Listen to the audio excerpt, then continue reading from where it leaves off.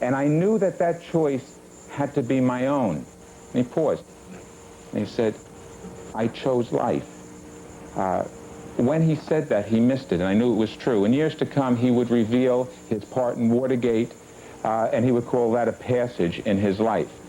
But that moment was a poignant moment for me. It was also true of Alex Haley. Alex Haley, while he was 12 years, he worked on this work, which would ultimately be called Roots. And at one moment, he stood at the stern of a ship, and the world seemed to be descending upon him. And he said, I can end it now. I'll just let myself go, and it'll all be over in a few seconds. And no more agony, no more pain. And somehow he heard the voices of his ancestors, the moral authority of his ancestors, Kunta Kinte, and all the rest.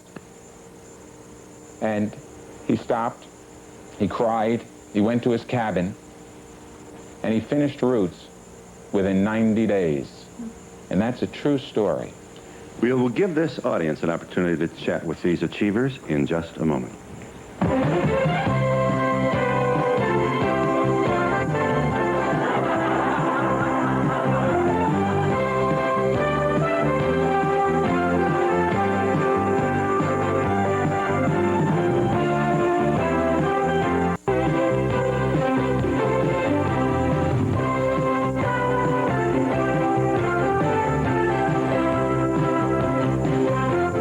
The pride of Atlanta at work with the Hawks. He not only scores, but he also gets the ball to other people who do. A fundamental feature of succeeding as an athlete. I'd like to ask Jim if he's been scouted by any major league teams and if he was influenced by the Monty Stratton story. Yes, I was drafted by the Toronto Blue Jays out of high school. And you saw the movie. Did you see the movie, Monty Stratton? No, I didn't. See, he doesn't even know who Monty Stratton is. It's all right. It's all right. We don't feel old. We don't feel old. Yeah. This panel is really made up of people that are very unusual. But my contention is that in order to achieve success, Lady Luck has to be on your side. You have to be at the right time, at the right place. Give him hell, Carol. Okay. No, I just want to say real quickly, my whole thing and all I want to do with my life is to show we're not special. And I really believe strong. I'm sorry, I'm not disagreeing with you, but I don't think anyone up here is special. Or claiming to be. Right. I do feel that it helps society, and we feel better if we say, boy, people that are poor can make it to the top, therefore the smart ones make it to the top and the stupid ones stay down there. And that's not true. I was the same intelligence when I was stuck on welfare and mental disability, the exact same person as I am now, and I tried to get off of welfare, and I couldn't. Well, what was the difference, Carol? The difference was I had someone who gave me the information and taught me skills, he's been talking about it, that I didn't have before. That's the difference, and I'm sure that each one of us somewhere, whether it was in our childhood or somewhere, had those skills taught to us. Then I was given practical information on how to get into college. If I had not been given what you call luck, my luck was on given practical information that it was possible to go off of welfare and into school. Yeah. You know, it's scary when you have to wonder how many people never made it because they didn't have someone to give them. That's my point, and that's why that's the program, Helping Ourselves Means Education, is just precisely about that. Every single person that makes it out of poverty into success has a responsibility to turn around and not just say fluff if you have self-esteem and you'll make it, but to give exact information on how can you make it. Yeah. Yes, ma'am. I think you are special. I think each of you has something that not all of us have, and that's the ability to take a risk. Would you like to comment on that? I'd like to comment on that. Every successful person that I have ever known, and in the last 5 or 6 years, that comes into the thousands, I've asked every one of them about the question of taking risks. Every one of them is a risk taker. None of them will do something because they might fail, and something else. All have failed. All make mistakes. None of them. Success is never a series of successes. Successes is a string of failed attempts. And it's true of all. Nature itself is constantly adjusting and changing itself. And so are lives. And what Carol just said, what is important for a human to succeed is opportunity and encouragement. When Jim was young, his parents encouraged him. They did not dissuade him. He did get called names when he was young. He's gracious enough not to repeat those names. But the fact is his family stayed close, particularly his mother and father, and encouraged him. Never said you couldn't do this or couldn't do that. But it's a combination of opportunity and encouragement. We can provide that to another human being. They can flower. It's the frustration of not having opportunity. And anger drives many people from the ghetto, if you will. But there are hundreds and thousands of women that I meet regularly who are working 2 jobs to try to survive to keep their kids going, who once they're in college, who have just as much risk-taking ability, but if you're working 2 jobs trying to survive to keep your kids going, the reality of it, you can't do it, who once they're in college and shown how to and are in there, they're honor students. And so there is the risk-taking, but don't tell me they weren't risk-taking then. But how you go from that to that isn't some magical little grasp. It also has to do with some very real, yeah. Agreed. I have a question for Spud Webb. Were there a series of sports that you tried as a child, seeing as that your height is what it is, thinking that you would never make the pros in basketball? Oh, definitely. Coming out of Dallas, we was all Dallas Cowboy fans, and we all played football. And when the chance came to play basketball, I played because all my friends played. And I began to love the sport, but every year I tried to play, everyone gave me the word that I was too short to play. And never, you know, I guess it's just like judging a book before you open it, see what's in it. So Mr. Anderson's observation about failures is true in your case. You had probably more than a few coaches who did not encourage you. That's true. Every year I had to start over from scratch. I went out, coaches didn't give me the chance. I got a chance when other guys couldn't make it and produce them, but when I got to 8th grade, I had to start over and make the team again, 9th, 10th, 11th, and especially the 12th, when I stayed on one team 2 years before I played high school basketball 1 year. Yeah. Then I had to start over again of going to junior college. It was all starting over again and rebuilding. Yeah. Basketball fans will not be surprised and probably already know that you did not get drafted first. In fact, you were drafted 87th, is that right? Yeah, it's true. Detroit drafted me 87 in the 4th round, but I was released before camp, and I had to start over again. And I went to Atlanta, where I think God, gave me another chance. And well, you know what has to be said? Basketball as a business enterprise has had its ups and downs, and not only do they get an outstanding contributing athlete, do the Hawks, but you sell tickets, baby. I hope they're listening. Because I'm out of contract right now. I'm a free agent and I'm really negotiating. I think that the very most important thing is that you have to have a burning desire for you have to know, first of all, what it is you want to achieve, and then you have to have a strong desire to do so, and you have to keep that thought in mind. There are a lot of talented and educated people out there who don't get anywhere because they don't persist, and you've got to beat your head against the door. The determination, yeah. Yeah, that's true in sports. Every year you had a motivational factor. I did to go on, and just like you're saying. And we'll be back in a moment.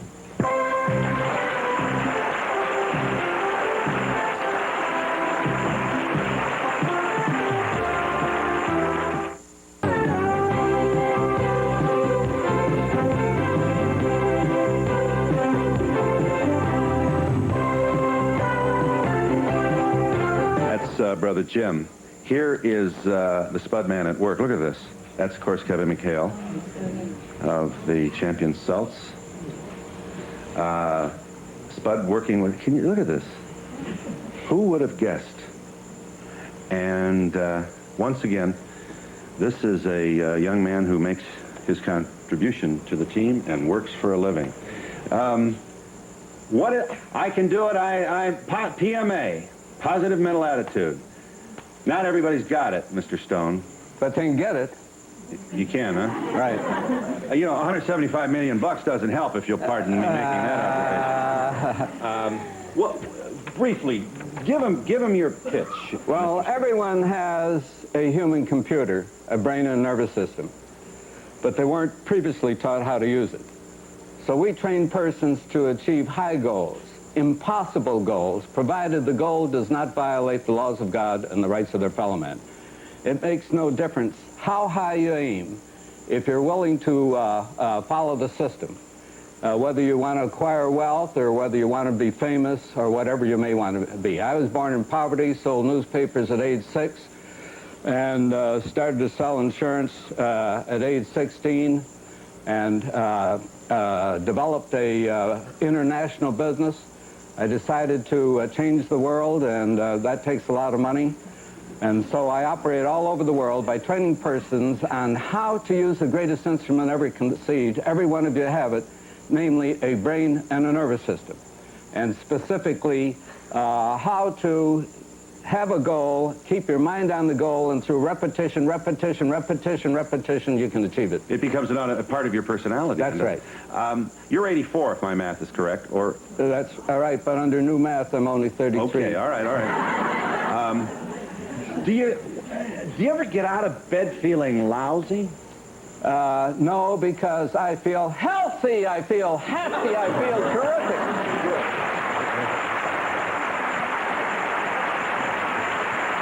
That's why you're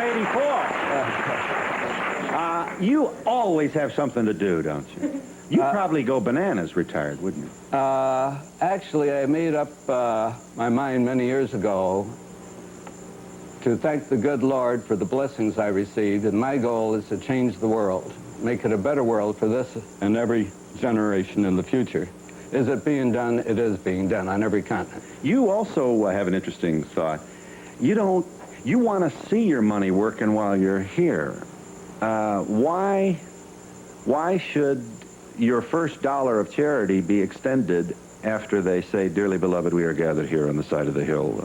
Well, there's joy in it for you, isn't there? The greatest joy you have is to do God's work on earth by helping others. And money is good for the good it can do. You help worthy causes. Yes, ma'am. I'd like to get a little free advice while I'm here. I just recently started college, and I'm having a tough time dealing with the guilt of turning my family upside down. How do you... You're a married woman? Yes, with 2 children. And I don't want to use the word selfish because it sounds so negative, but how do you get that attitude in yourself that I'm important enough that I can achieve this goal? I should be able to achieve this goal. Yeah. Well, Jim. I have my mom, who I admire greatly, had me at an early age, at 18, and her and my dad went through some tough times, and at the age of 32, I believe, she went back to school, to law school. And there were tough times for her too, and a lot of TV dinners and things. We were talking about this, that he would not have learned what he had learned from his mom, that your kids are going to learn from you if she hadn't have done that. The other thing that is so important to me being on here today is that somehow we don't reinforce that view that those that are of low income that don't make it because they're not determined enough, and see, therefore, if they were determined enough, they could make it because look at us, they must just be inferior. There are his mother, many people who, if someone hadn't said how to go to school, if you're on welfare, you legally aren't allowed to unless you have 1 year, that can't go to school, that have that determination. So I don't think we should just simply give a little flash of an answer and say it's self-esteem and it's just determination. It is. Each of us has been kicked and kicked and kicked, and we kept holding on and saying, I'm not going to give up. I'm going to hold on, and I'm not going to give up. That kept us going. But we also need someone who can finally help lift us up sometimes, too. It's not just simply determination, a simple answer.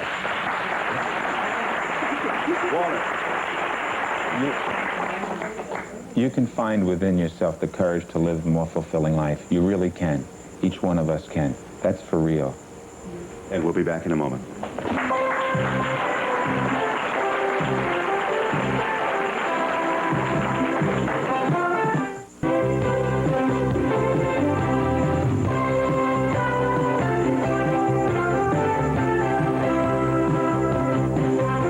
W. Clement Stone is nothing if not a lot of new ideas, including a Tao dream. What is that?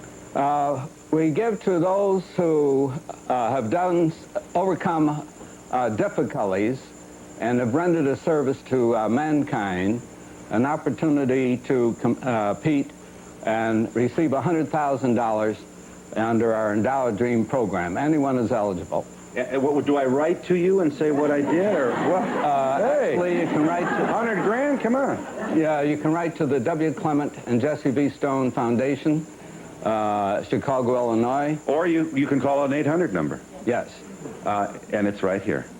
The 800 number is 262-2280. Mr. Stone, sir, I do not want to be on the other end of this line when the phone starts ringing. 800-262-2280. I assume that's for information about... Specifically, that's right. What's right. the sound Don't make your pitch on the phone, but if you want to make an inquiry about that. That's right. So, and you have a jury of selectors? We have individuals who are known all over the country who are outstanding to make the decision. And then we have several of our own people bring it down to the specifics. Carol, excuse me, Carol. I'm sorry. I'd like to ask you a question. You mentioned skills. Specifically, what skills are you talking about? Specifically, what skills? Education. She was just asking me during the break, how can I, my dream is to become a doctor. I have 3 kids. How can I practically financially do it? There is a way to practically financially do it. Skills is getting that kind of information. So home, Helping Ourselves Means Education, is a program of women with 2, 3, 4, 5 kids and men who have practically done it, gotten an education from zilch money on up. How, not just fluff, but how practically did you do it? I also want to thank President Reagan for supporting the home program and a communication channel between low-income people to help them. Spud, were you from a large family? There's 3 boys and 3 girls. Were you the street kid putting the ball through the hoop? Yes, I went on the streets day and night playing basketball, and it just rubbed off. Kept playing playing the street ball. You learn the toughness on the streets. Right.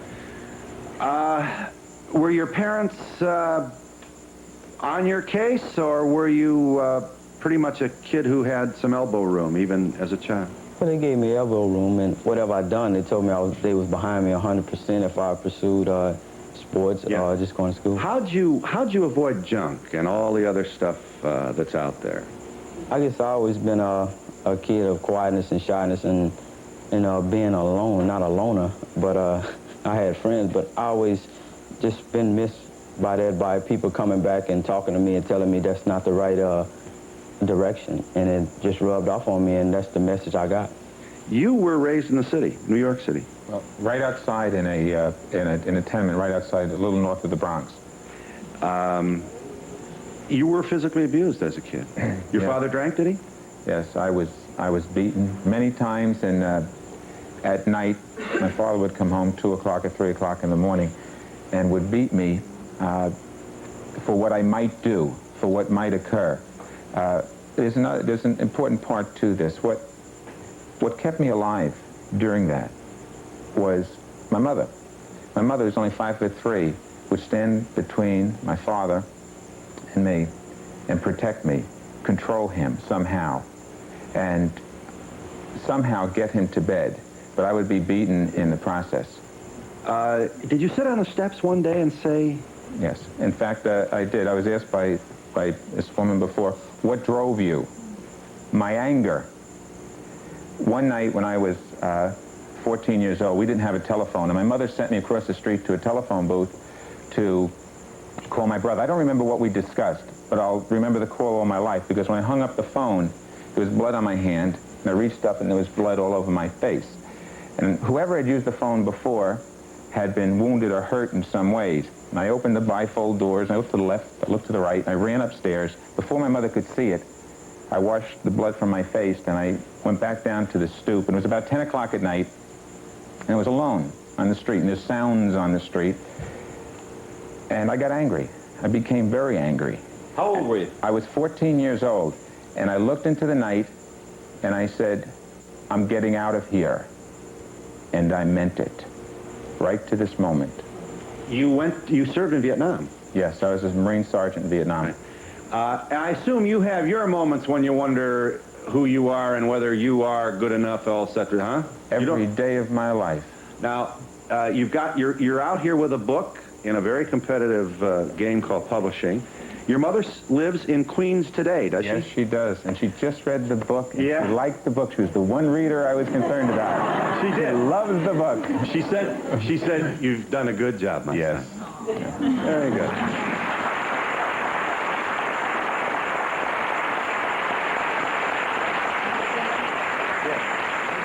I'm a little uncomfortable with the way you define success because I've known clerks and housewives who were never rich and famous. And on the other end of the spectrum, there was Marilyn Monroe, who we thought had it all. Yeah. Good. What is success? Yeah, good question. Thank you, thank you, thank you. That's my point. I'll tell you what success is. Success are hundreds and thousands of women, as far as I'm concerned, who are working day and night, 2 jobs, working days, going to schools, doing it, trying to get ahead, getting their kids into a better environment. My God, they are inspirations more than anyone that I have met. Carol, in Washington State, you have several home centers. Is that how we say that? We have 3,000 participants, and then outside in every single state. And what happens at these places that you founded? They get together with people who have made it out various ways, Is it for various women? options. No, we have 20% men also. And it's people who have made it out of the trap, who turn around and say, learned the hard way. Why do we each keep learning the hard way? Why don't we start sharing the information with each other instead of just saying, I made it because I was special? And we get together and we share all different paths, 1 year, through business, through 2 years, through 4 years. How do you do it? Almost like a sorority fraternity for low-income people. And we'll be back in a moment.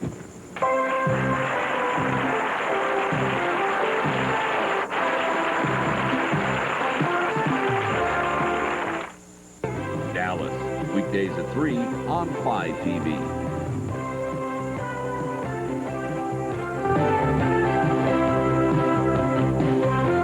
Home, the organization that was founded by Carol Sasaki and for which President Reagan recognized her, is at Pullman, Washington. The zip is 99163. As you see, the box number is 621. And how are you funded? We were funded for 300 participants by Employment Security. We now have over 3,000, so my husband and I have taken out $20,000 in loans. We're just told by the bank we can't take out any more money, so we're kind of really desperate at this point. I'd like to ask Carol a question. You mentioned several times people in the helping professions. What would you give us for advice in dealing with runaways and single mothers? The best advice I would give is to not have people who have not been through it talk to them. Our groups of people go and talk to pregnant teens and to runaways, and they say, this is the hell that I went through because I didn't finish my education. And education is literally freedom and power for you to not have to go through it. To have people who've seen this movie. Been through it. There is no stronger link. That's the whole purpose of home. There is no stronger link than that. I believe we need supports for the teenagers. They're the ones that are growing up and need the support of recreation and activities for them to do, so that all of us here should be supportive of our program. We don't have in this culture, pardon the preachment, we do not provide, in my opinion, enough opportunities for young people to feel good about themselves. And that's the end of my preachment. That's right. That's why they should be taught the art of motivation with PMA. You look at a blank piece of paper every day, Mr. Stone? Do I look at it? No, but I do. I engage in creative thinking time for a minimum of 45 minutes every night. And what do you do? For what purpose? To achieve goals that are impossible to achieve, people say. You think of new ideas. That's right. I think that's critical. You know what? You're always thinking of something new. You can't have good ideas unless you have a lot of ideas. Hi. Hi. As everyone on the board was saying, we all need someone to give us a little bit of self-esteem that we just don't think we actually have, be it teenagers, being the wonderful job you've all done. We need somebody else. We just can't do it by ourselves. I think you're right. Well, This is for Mr. Stone. Mr. Stone, you stressed early on that you were made a decision to be an individual. In this nation where Dress for Success became a national bestseller and IBM executives are required to wear white shirts, how do you explain that? Can you give us some comment? I really don't understand your question. We seem to be a nation which says we're for the individual, but we have large institutions which promote conformity. Yes. Well, in my case, I decided to be an individualist, and I certainly train persons through my writings to be individualists and to aim high, aim for what others think are impossible goals. Mr. Stone, we should say, you're not the tallest man in the history of the universe. You must have been a very vulnerable young animal out there on Cottage Grove Avenue in Chicago. Yes, and that has an advantage because you have to use your wits. And fortunately, born in poverty, I had to earn money at a very early age, and so it worked out okay. Well, that must be what promoted your individuality. Yes, besides, my father died when I was very young, so I was pretty much on my own. My mother was working. Where I lived with my uncle and aunt, they were working, so I had to think for myself. Yes. We were asked today if we felt that we as the audience were successful. About 10 people raised their hands to say yes. Yeah. We are a success. We got here. We're in the middle of New York City, and we're all here. I know. That's an achievement. I'd like to ask each member of the panel what has been the importance to them individually in their success of religion. We don't have time for all of you, unfortunately. Well, I can tell you, it's absolutely imperative that a child be taught a religious concept. And I was fortunate enough to have been raised in the Catholic Church. And even though you may stray away for a while, you come back to your religion. The greatest power anyone has is the power of prayer. Over here, please. Yeah, I can relate to most of you because when my father, as a young man, grew up in Chelsea, and his mother died when he was 18, and his father left when he was 3. And he grew up by himself, had to support himself. He is now a very successful writer. My mom grew up in Harlem with no money. She was very poor. She's now going to Columbia University to get her doctorates. My brother has cerebral palsy. Not really bad, but he has cerebral palsy in his left hand. And I admire my brother, and I love him a lot. And he does sports, and he participates in basketball. And we're expecting a lot from you, pal, I'll tell you this. He participates in basketball, football, you know. I have a question for the two athletes on our panel. Do you find that...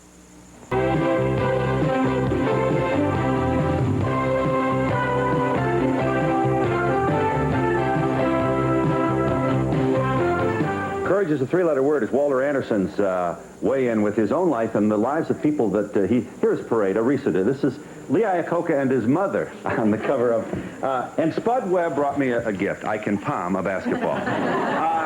Briefly, I'm almost, Jim, if I were a coach, I'd bunt on you. Well, a lot of coaches tried that along the way, but... Services provided and promotional fees paid by the following. Out there to play. When it comes to thinking of new ways to crash test cars, no one goes farther than Volvo. Volvo, a car you can believe in. You can beautify and protect metal surfaces with quality True Test XO Rust Red Metal Primer, aluminum paint, and gloss enamel from True Value Hardware stores. The Drake offers an exciting weekend in New York at a special price. The only Swiss hotel on Park Avenue. For reservations, call 800-DRAKE-NEW YORK or 212-421-0900. You mentioned earlier that you're not special people, but just sitting here. JR is given a chance to destroy Bobby when an... It's really consistent. The women in this study were orgasmic in slightly over 90% of their sexual encounters. Really? They know how to help assure that